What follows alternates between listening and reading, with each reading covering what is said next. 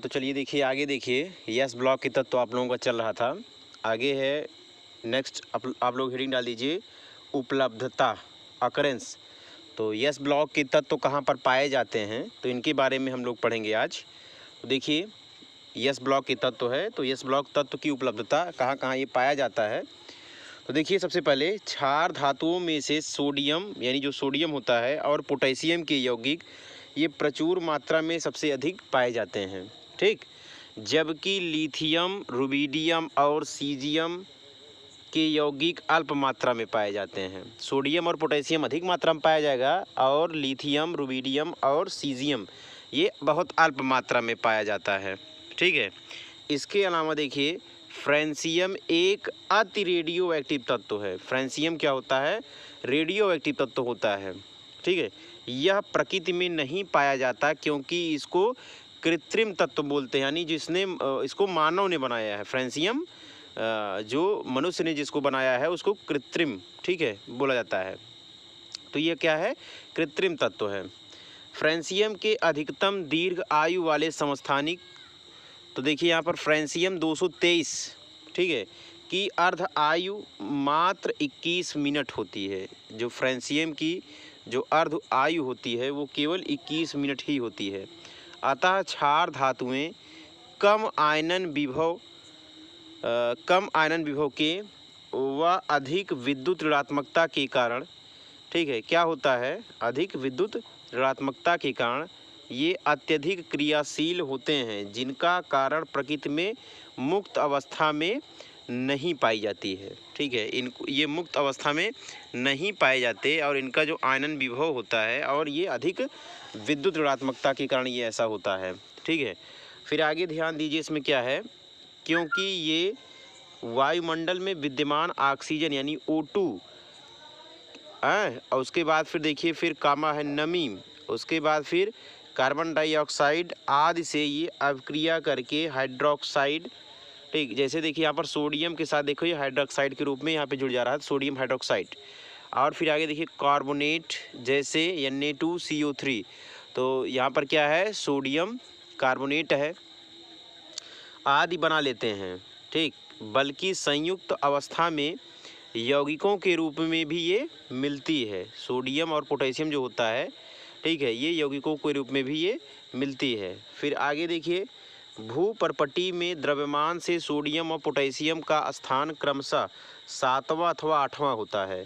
ये संयुक्त अवस्था में सोडियम क्लोराइड व पोटेशियम क्लोराइड के रूप में समुद्री जल में आप जानते हो कि सोडियम क्लोराइड और पोटेशियम क्लोराइड ये समुद्री जल में पाया जाता है। समुद्री जल में अधिक के रूप में पाए जाते हैं। इनके अतिरिक्त राख लवण, तो देखिए यहाँ पे क्या होगा? NaCl, साल्ट पीटर, NaNO3 जिसको हम बोलते हैं, बोरेक्स, तो बोरेक्स का देखिए Na2B4O7 × 10H2O होता है आदि, ये संयुक्त अवस्था में पाई जाती है। जबकि जो पोटेशियम होता है, ठीक, पोटेशियम और सिल्वीन, ठीक, यहाँ पे देखिए ये इसको KCl को बोला जाता है। कार्नेलाइट KCl × MgSO4 × 6H2O को कार्नेलाइट बोला जाता है आदि में संयुक्त अवस्था में ये पाया जाता है।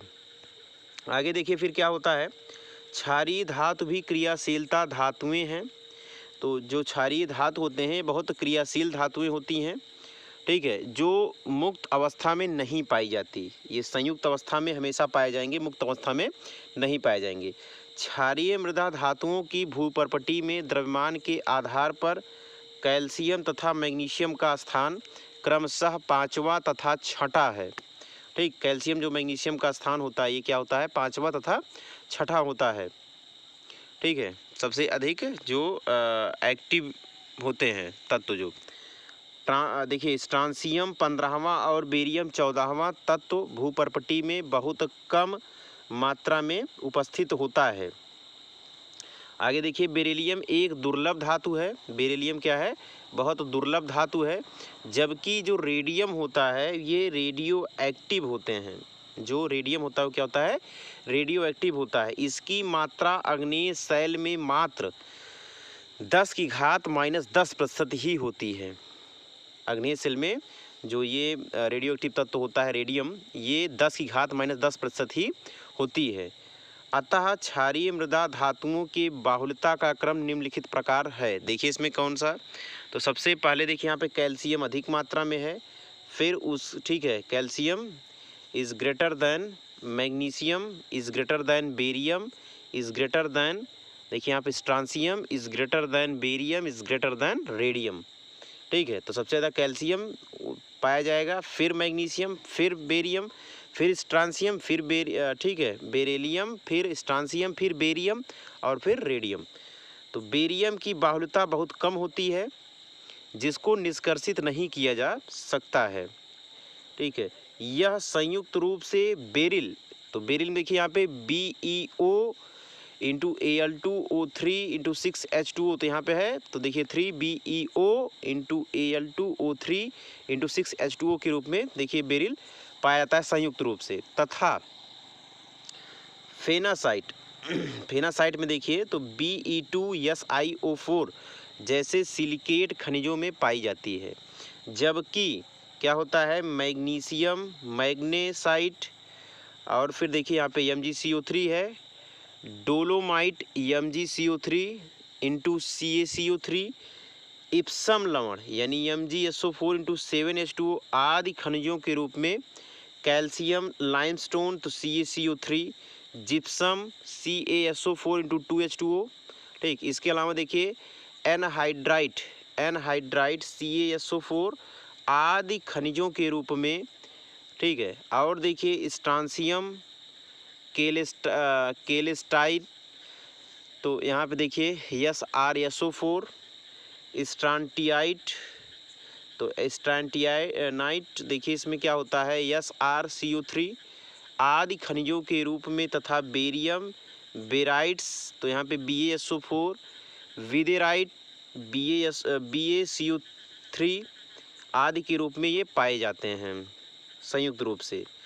अब आगे देखिए फिर क्या होता है, एकल संयोजी सोडियम और पोटेशियम आयन तथा द्विसंयोजी मैग्नीशियम और कैल्शियम आयन जैव तरलों, ठीक है जो आप जानते हो तरल जो पदार्थ होते हैं जैव तरलों में बहुतायत में पाए जाते हैं। ये आयन जैविक क्रियाओं जैसे आयन का संतुलन और सीरा आवेश संचरण, ठीक है सीरा आवेश संचरण आदि में ये महत्वपूर्ण भूमिका निभाते हैं। तो देखिए इस वीडियो में अगर कुछ चीज़ें अगर आपको ना समझ में आई हो या कुछ ना समझ में आया हो तो आप लोग ज़रूर पूछिए कमेंट बॉक्स में लिखकर, और वीडियो को लाइक कीजिए, चैनल को सब्सक्राइब कीजिए। धन्यवाद।